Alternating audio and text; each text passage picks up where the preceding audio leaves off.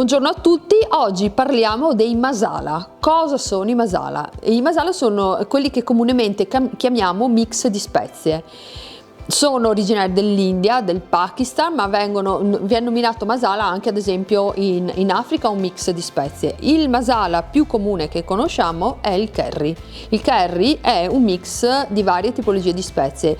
A seconda di dove viene prodotto può essere diverso. Lo possiamo trovare anche più soft, poi c'è quello un po' più forte e quello fortissimo. Un curry indiano da un curry africano è molto differente. Possiamo anche costruircelo il masala tostando i semi. Ad esempio qui ho del cardamomo, se io lo apro all'interno ci sono i semini, se io li tosto per far uscire l'aroma e poi li frullo assieme ad altri ingredienti, ottengo il mio masala personale con i gusti che a me piacciono. Ad esempio questo è un cardamomo nero molto più grande e i semini hanno un profumo leggermente diverso e più aromatico.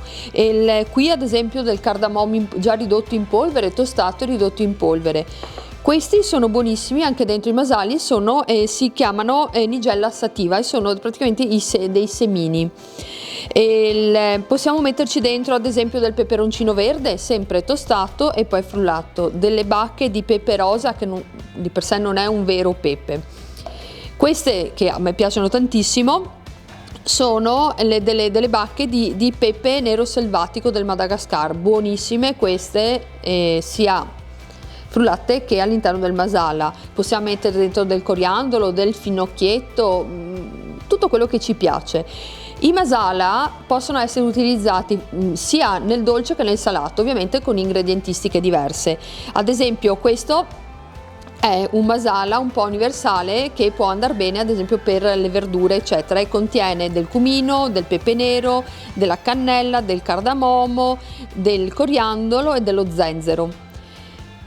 Questo invece ad esempio è un masala che contiene una grossa quantità di cannella ed è molto utilizzato per fare i dolci, soprattutto i biscotti quelli natalizi, sono buonissimi con questo, si chiama ras al nut. E questo ad esempio è un altro masala che contiene anche della cipolla, dello zenzero, dell'aglio e addirittura della buccia di peperone, il coriandolo verde e questo è ad esempio adatto per le carni, per il pollo. Quindi come vedete il masala più conosciuto è il curry, ma a nostro gusto, con un po' di conoscenza delle spezie e dei semini, possiamo costruirci i nostri masala.